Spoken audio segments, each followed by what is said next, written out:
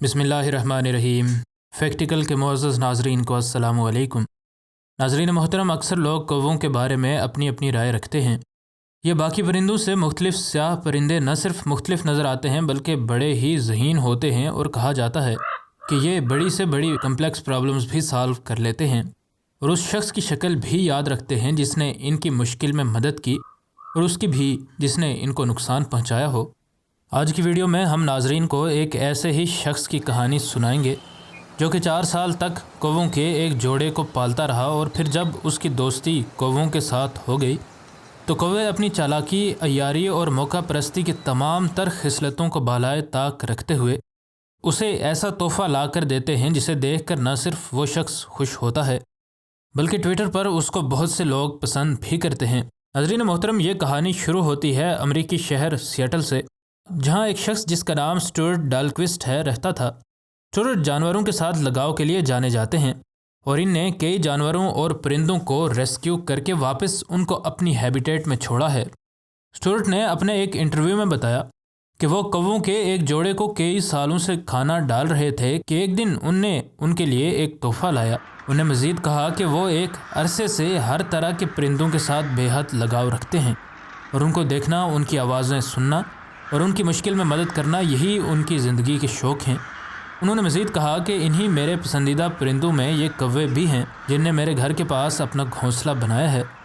एक दिन मैंने देखा कि इन कौवों के बच्चे घोंसले से गिर गए हैं और हमने इन बच्चों को उठा कर वापस रखा। हमने जब ये काम किया तो इन कौवों ने गुस्से से बहुत आवाज़ें भी निकालीं, लेकिन हमारे काम को गौर से देखने के बाद उन्हें यकीनन हमारी शक्लें याद कर लीं, क्योंकि कौवों के अंदर एक खुसूसियत ये होती है कि ये इंसानों की शक्लें याद रख सकते हैं और पहचान जाते हैं कि किस इंसान ने इनको नुकसान पहुंचाया था और कौन सा इंसान इनका दोस्त है। स्टुअर्ट ने बताया कि जब वो घर से निकलते हैं तो ये कौवे उनके आसपास दरख्तों की शाखों पर उड़ते रहते हैं और जब स्टुअर्ट घर वापस आते हैं तो ये कौवे घर की चार दीवारी पर बैठकर शोर मचाते हैं, जिसका यही मतलब होता है कि ये अब भूखे हैं। फिर स्टुअर्ट उन्हें खाना डालते हैं और यूं ये सिलसिला चलता रहता है। नाज़रीन मोहतरम, एक दिन ऐसा हुआ कि इस जोड़े की मादा वापस ना आई, जिसका वाहिद मतलब यही था कि वो मर चुकी है। अब बच्चों की हिफाजत और खुराक की जिम्मेदारी सिर्फ उनके बाप पर थी, जो कि उस अकेले कौवे की बस की बात नहीं थी।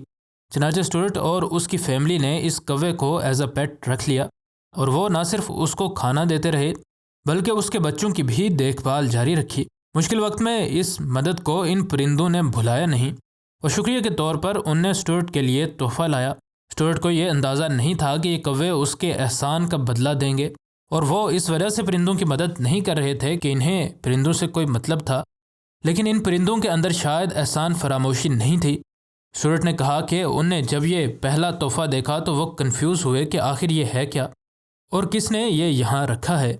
स्टुअर्ट का कहना है कि वह गंदगी फैलाने के बहुत ख़िलाफ़ हैं, इस वजह से वो हमेशा जिधर भी कोई चीज़ देखते हैं उसको उठाकर डस्टबिन तक पहुंचाने की कोशिश करते हैं, लेकिन उस जगह के दरमियान में एक ऐसी चीज़ का पड़ा होना जो उस जगह मौजूद नहीं होनी चाहिए थी जहां वो इन परिंदों को खाना डालते थे, यकीनन एक अजीब और गरीब बात थी। ये कौवे कोई बड़ा तोहफ़ा तो स्टुअर्ट को शायद न दे सकते थे, लेकिन उनने अपनी तरफ से इस तोहफ़े को ख़ास बनाने की मुकम्मल कोशिश की। यह तोहफ़ा असल में एक दरख्त की छोटी सी शाख थी जो कि कोल्ड ड्रिंक के कैन की टैब में डली थी। अमरीकी शहर सियाटल में रहने वाली इस लड़की गैबी मान की कौवों के साथ होने वाली दोस्ती की इब्तिदा तब हुई जब ये छोटी थी। इसकी आदत थी कि इसके घर के किचन में जो कुछ भी होता वो बाहर गार्डन में गिरा देती। कौवों ने यह बात नोटिस की और वो इस जगह से खाने लगे। कुछ ही अरसे में गैबी ने नोटिस किया कि कौवे उसकी गिराई हुई चीज़ों से ही पेट भरते हैं। चनाचे जब वो सुबह स्कूल के लिए रवाना होती तो अपने लंच बॉक्स में से कुछ खाना निकाल कर इन कौवों को डाल देती। जल्द ही गैबी के भाई को भी ये बात पसंद आई और वो भी कौवों को अपने लंच से खाना डालने लगा। गैबी जब स्कूल से वापस लौटती तो कौवे उसकी बस का इंतज़ार कर रहे होते कि शायद ये फिर से हमें खाने को कुछ डाले। कुछ अरसा जब यूं ही गुजर गया और गैबी की माँ ने भी उसे कुछ न कहा तो गैबी ने अपने घर के पिछले सहन में एक बर्ड फीडर लगा लिया, जिसमें वो रोज़ाना कौवों के खाने के लिए मूंगफली और पीने के लिए पानी डाल देती।